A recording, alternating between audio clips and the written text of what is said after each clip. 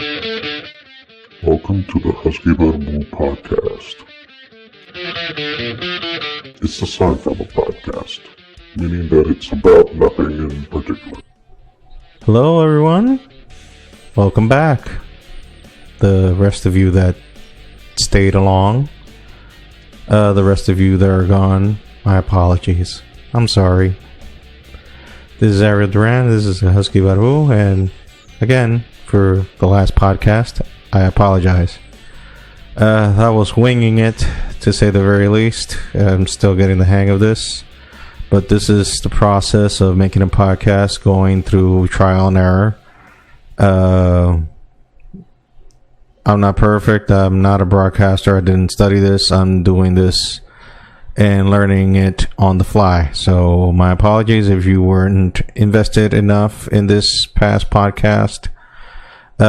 This one, I hope that you enjoy a little bit more, and I hope that I actually bring a little bit more energy into this podcast. So again, my apologies, and also I would like to start right away apologizing, because if you already haven't read the title of the podcast, you wouldn't realize that this is mostly a wrestling related podcast. So like, if I wasn't trying to alienate whoever is listening or viewing this on YouTube, I'm now doing my darnest, my best to alienate everyone else and just leave the marks. So a few of you marks that are listening, thank you. Thank you, marks, for staying along. And those of you who are not marks and couldn't give two drops of monkey piss about this, don't hang on and see, maybe you like what I can bring to you in this podcast.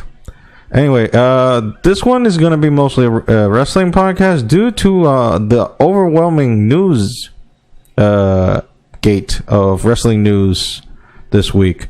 Starting with the most important one. If you haven't heard this one before, and if you were a wrestling fan from circa the 80s, and also, you know, wrestling fan in general, you might have heard the name Marty Jannetty. Also used as a pun, also used as a joke, unfortunately, because the dude was, and I think he still is, a great wrestler. But he was one half of the tag team known as the Rockers, with him and that other guy. What was his name again? Oh yeah, Shawn fucking Michaels. Yeah, the Showstopper main event, Mr. WrestleMania, add all the titles there. Mr. Hall of Fame as well. 2-time Hall of Famer. So, needless to say, Shawn Michaels' career went well, and Marty Jannetty's not so well. So, this week, we had a bit of an issue, because this week, Marty Jannetty made a weird-ass post on his Facebook, which he later deleted, but you gotta love the internet wrestling community, because they took a screenshot of what he published, and wouldn't you know, the dude makes a shocking admission in his Facebook post. What was that admission, I tell you? Well, let me show you. I happen to have that screenshot of said post. Let me read it to you, if I may. I'm going to read it from my phone just to make sure that my eyes are well enough to read it. So let me indulge you a bit, because it's better to you to hear it from the horse's mouth. Well, me reading what he typed. I never told no one this, and by the way, I would like to apologize if some slurs come out. I never told no one this, even my brother Gino, because Gino would have killed him. And I don't want my brother gone. Hell, he'd only recently come home from Vietnam. I was 13, working at Victory Lane's bowling alley, buying weed from a, let's just say, homosexual man that worked there, and he put his hands on me. He dragged me around to the back of the building. You already know what he was going to try to do. That was the very first time I made a man disappear. They never found him. They should have looked in the Chattahoochee River. But Winnie, the girl in these pics, the ones you're watching right now if you're looking at this via YouTube, I likes you so damn much. Probably my favorite, but I promised myself way back then nobody would ever hurt me again. That includes you. I loved you, but you hurt me with your effing Jamaican jealousy. You can go your own way. I don't need you. To say that there's a lot to unpack there, it's an understatement. But yeah, the man practically admitted to murdering a man when he was 13 because he was going to be sexually assaulted by that man. And even gave the coordinates where he disposed of the body. Needless to say, this is not going well because guess what happened? Police took the former WWE star's claims very seriously. Police launched an investigation following Marty Jannetty's murder claims on Facebook. So they only need a body and they can pin it on him, ending his liberty and pretty much sending him to jail. If you are not aware, Marty Jannetty has a lot of past issues with drug abuse. As the late Rick James would say, cocaine is a powerful drug, and I'm not saying that is the particular case of Mr. Jannetty, but we can infer that something he has been doing and it's not going well. I wish people that have helped others in the past before, like I don't know, DDP, someone can get close to Mr. Jannetty as soon as possible and help him deal with his issues and his demons. I really wish him well.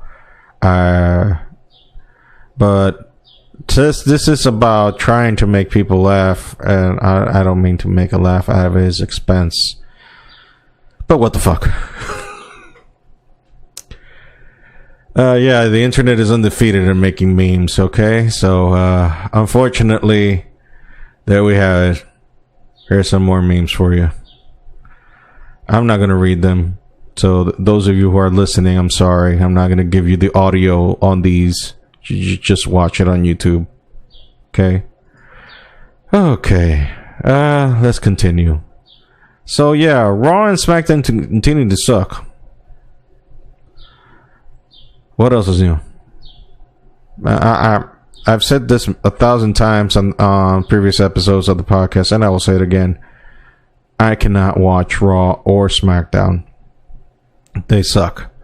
You're watching a tweet from a fan that says this is all your fault. When you don't watch Raw and SmackDown, the numbers drop, and when the numbers drop, we end up with Fight Club and a Ninja NWO with chainsaws. This is on you. For context, Monday Night Raw debuted at a Raw Underground themed, where they apparently have a Fight Club underneath Raw, and people just legitimately beat the shit out of each other. And on Raw, SmackDown, a new group, which I haven't even bothered to remember the name of that group, a faction, if you will, destroyed the SmackDown set. Kind of like another group did a few years ago. What was that name? The group's name from back then? Oh yeah, Nexus. So yeah, it is what it is. So yeah, it's not eventful because they have sucked so much that people they're trying to do like edgy things, trying to pull in the attention of the average fan, and the ratings keep dropping. You can blame COVID, maybe. You can probably blame COVID on that, but no, not really. Not really. It just plain old sucks. That's all. It just sucks. So, fans are discarded. They always say they're trying to do new things. Oh, we're going to push new stars. Then Shane McMahon comes back after he was fired and then brought back as a head figure, because apparently being fired means oh, we'll just rest you for a couple of months and then bring you back like nothing else happened. So yeah, that was what happened. But you know what in WWE is actually doing good job. NXT.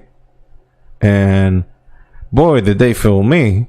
Let's look at this thing in NXT. So look at this tweet from Adam Cole. The Pat McAfee Adam Cole thing, remember, where Pat McAfee invited Adam Cole to his podcast, and they did a little brouhaha, a little shoving, and a little explicitives, whatever the hell you want to call it. I don't know. Adam Cole then tweeted, as you can see, if you're watching this video, you can see a picture of the tweet that both Adam Cole and Pat McAfee sharing a hug, a picture behind the scenes of NXT, and you see Adam Cole's tweet there that says, what happens when two grown adults hash things up? Class act, Pat McAfee. And on the bottom you see Pat McAfee's tweet. Hey Adam Cole, I'm thankful for the op to chat. I feel like the combo was something that doesn't happen often anymore. So wow, they seem to patch things up. You know, a very adult thing to do, very mature thing to do. So, you know, yeah, everything seems to be going well. Psych. Pat McAfee punted Adam Cole in the end of NXT, and they fooled everyone, including yours truly. I actually believe that little brouhaha that they had back in his show. I was like, I mean, I kind of suspect that it was a work. But I was like, but Pat McAfee is not a wrestler, so I don't get it. Maybe all that time that he was putting time in the performance center in Orlando was him just moonlighting as a, you know, TV personality. And in the backstage, he was just training. I don't know. They kept that shit very uptight. But the thing is that we have a match now for NXT TakeOver 30. Which will be the next takeover event. And kudos on the booking.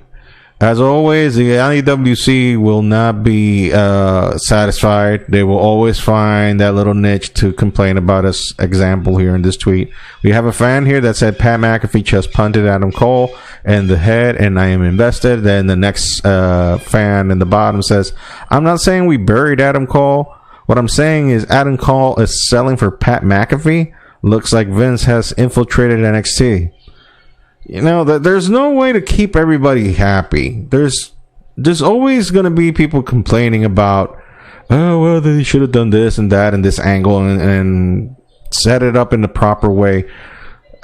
You know, you got to allow people to do their thing and see where it goes. In my case, it took me by surprise.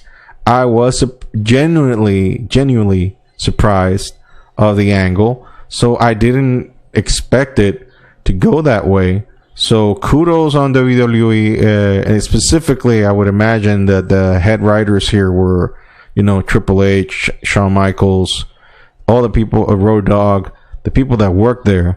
So kudos on them. That ending though, at the end, like Shawn Michaels cradling the cadaver of Adam Cole, and this meme here encapsulates it perfectly.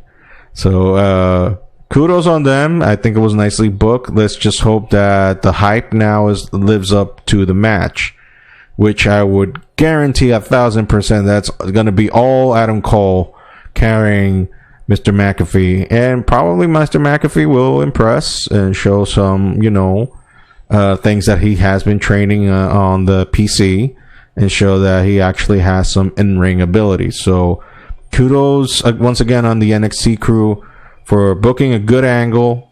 Got the publicity that it needed. Pat McAfee being a former NFL athlete, you know, getting the right eyes on the product. So just when you think WWE is down, they have always an ace under the hole. Unfortunately, the people that are running NXT are not the ones that are running Raw and SmackDown. That needs to be changed because, as I have already stated before, Raw and SmackDown kind of suck, which is a shame because I don't blame the wrestlers. I just blame creative or the lack thereof. Okay, so that's my 2 cents on that. And we're going to continue talking about wrestling because this is going to be a wrestling podcast. If you don't like it, tough pity. I don't care. Boo hoo hoo. Ha ha. I don't care. This is a wrestling podcast. So we're going to go now to AEW. We're going to talk about AEW. Not much to talk about in terms of booking. I saw last week. By the way, I saw a bit of Impact. It's been ages since I seen Impact. Ages. I can't even remember how long I seen it. I think I saw probably an episode back when they were TNA. And now I am watching again Impact. Due to the influx of new talent, so they can thank Vince McMahon and his money-grubbing ideals to save money for the company for letting all those talent go, and that what WWE's losses is Impact's and AEW's gain. As you know, Matt Cardona, formerly known as Zack Ryder, is now on AEW. Kurt Hawkins, now known as Jesus Christ, I don't know his book. Brian? Yes.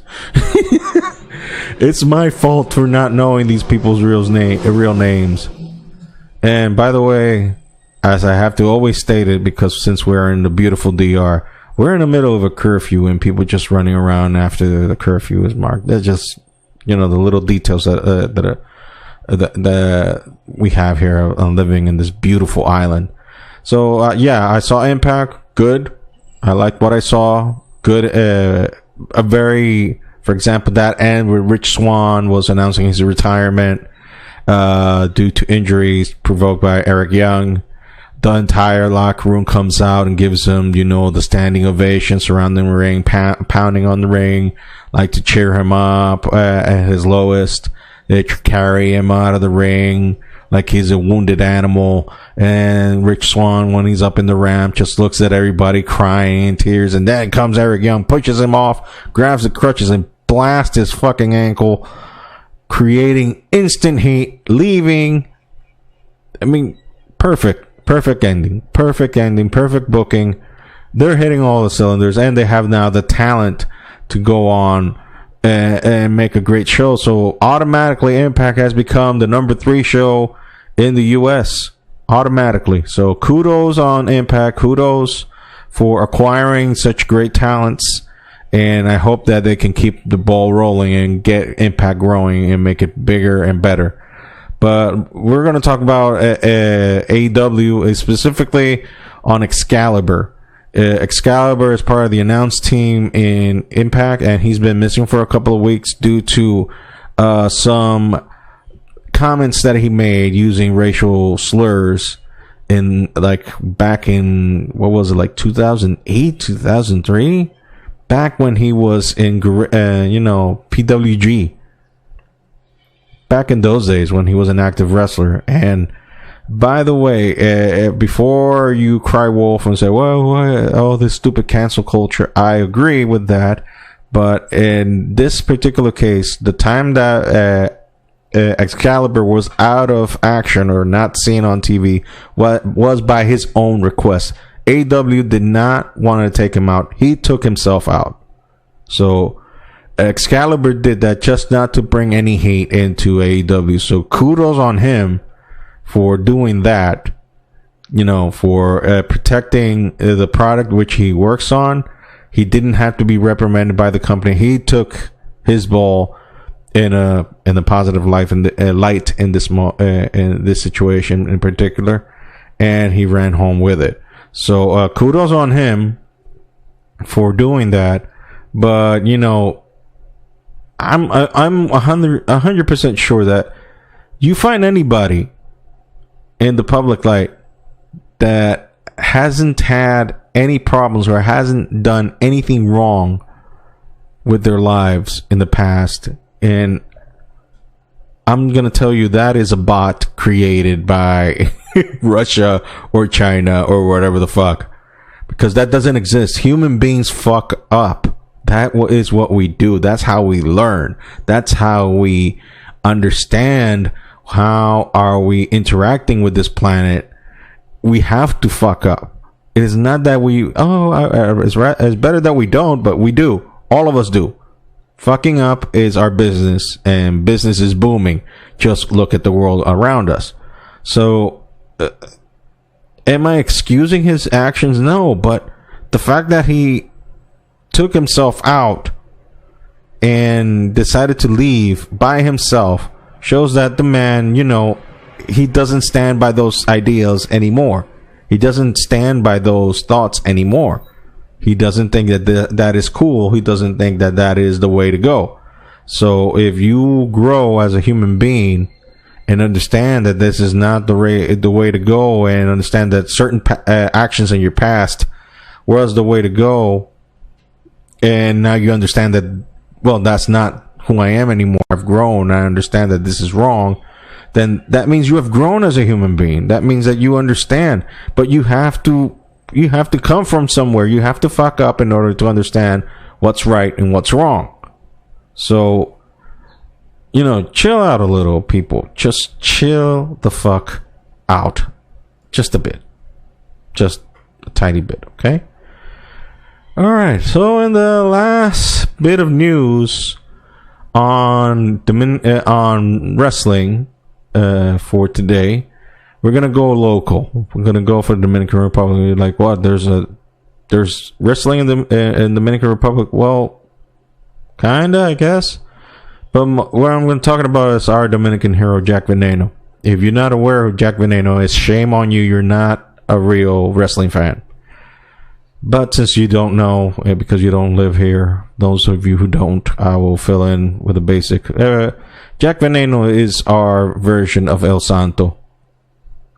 Basically. He's our hero. He's our living legend and whatnot. The man has a statue under his name in a park in Santo Domingo, in the capital.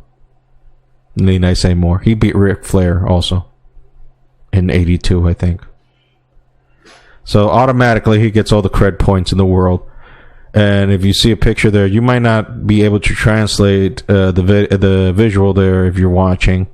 But it basically says that what happened was that he had a close scare this weekend. He was taken to a clinic because he was having stomach pains and whatnot. Nothing due to corona, thank God. No coronavirus, but he is a cancer survivor. So, you have to take extra precautions. And, he's people that have suffered from cancer are very sensitive to corona. So they took the necessary precautions. And thankfully, the man, he's in stable condition. And I think he's going to make a full recovery. So praise God. Thank God. Because, in these darkest of times, it'll be a fucking shame to lose Jack Veneno. A guy that I like, as much as a mark as I am, and I'm a fucking mark. If you are able to see some of the Funko Pop vinyl figures that I have, you can notice probably the Young Bucks right there and Shawn Michaels. So I'm a mark. I'm a fucking mark. But as much as a mark I am, I never went to see a WWE or back then WWF show live. I just collected, the magazines and whatnot. The only shows I went to see live were Jack Veneno shows back in the 80s. Because he used to come here in the city in Santiago. And I used to force my dad to take us there. Me and my brother used to force my dad to take us there. And it was like almost a pilgrimage every Saturday. We went to the local stadium, the indoor basketball court. And there it was, the Saturday show on Jack Veneno. He was live with all the wrestlers, the Dominican wrestlers. Back in the 80s, Dominican wrestling was booming, and he was the number one star. And we went to see him every day. And to say that we haven't had admiration for him was an understatement. So it makes me happy to know that he's doing better, that he's doing good, and that he is going to make a full recovery. So thank God Jack Veneno is gonna make it. Okay, so we're getting close to the end now. So those of you who are not wrestling fans, I apologize for boring you to death with all this stupid fucking bullshit about wrestling. And for you marks, Thank you. You're one of mine. De lo mío, like we say here. Okay, so let's end this thing a little with a little more happier note. Have you heard of the term Florida man? Well, finally, the patriarchy has fallen, and we have a Florida woman. Miami stripper arrested for squirting vaginal fluids at police officers in self-defense.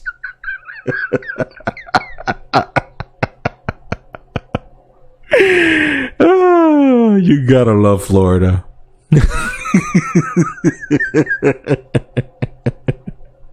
You gotta love Florida. A stripper arrested for squirting vaginal fluids at police officers in self-defense. I mean, if you live in Florida, would this be even considered news anymore? It's just a question. Would it even be considered news? I think this is like, I mean, you get all those memes, you get all the you know, the reports and the tweets and whatnot of Florida man and Florida man, Florida man, Florida man. And if you haven't heard of the term, look it up. You will thank me later. It is fucking hilarious. It is so hilarious. Just go there and find it out. It is fucking hilarious. So all the crazy shit that already happens in Florida by itself. But Miami is like, you know, cocaine city. It's like, it's Vice City for the Eastern Seaboard. I mean, you got people in the West got Vegas where, you know, ill shit, all kinds of ill shit happens. But I mean, Florida, it is on another fucking level. The shit that happens in Florida is on another fucking level. So I don't know what to tell you in that department. And the other thing is, yeah, never forget that this picture was found in Epstein's house. And the picture in question, for those of you who are just listening, is Bill Clinton with a blue dress and red heels, sitting on a chair in a rather provocative manner, pointing directly at whoever is viewing the picture. So never forget that shit exists. What does that mean? If you know, you know. And also another thing that I want you to never forget as well is that I took a sociopathy. I took a test to see if I'm a sociopath, and that came out 30 out of 64, which is average, which is an average sociopath. Why do I end with this? I don't know. Fear me or not fear me, because apparently I can have control over the me being a sociopath. That means probably that I have certain control over it, and you don't have to worry that much. Anyway, this has been Husky Barbu, and this has been Ariel. I hope you enjoyed it, and I hope that we can make more of these, not wrestling podcasts, but just, you know, shit to make you laugh. Other than the other shit that I just spent like half an hour talking about that probably didn't make you laugh, or you were like, can you shut the fuck up now, or you just erased the whole thing, which at that point I apologize for making you do that. Anyway, I've also letting you know, guys, that to help me out with my TeePublic store. The link was always in the description, where you can find the links for the TeePublic store. For those of you who are viewing the pod on YouTube, you can see some of the designs that the store has, and I'm scrolling slowly so that way you can see them. Right now there's no there's no specials, but there will be. So eventually, once I get a hold on when the specials will come out, you can see them. You know, we have a bunch of stuff there. It's not just t-shirts. We also have, you know, masks. Let me show you there the mask, if the internet helps. Oh my god. So yeah, there you go. There's the masks. You know, we have different masks of the same designs that I already have on the t-shirts. We have, you know, cell phone cases, mugs, pillows, totes, pins, laptop cases, phone cases, stickers, magnets, whatnot, of all those designs. So if you would like to enjoy it and you would like to help out, That's the only way you can help out. I have no Patreon. I have no sponsors. I have nothing but the desire to keep doing this and trying to get better. So I'm trying to get better at this. And I thank you guys who have listened and stay viewing this. So once again, this is Ariel. This has been the Husky Barbu. Take care. Peace out. Bye.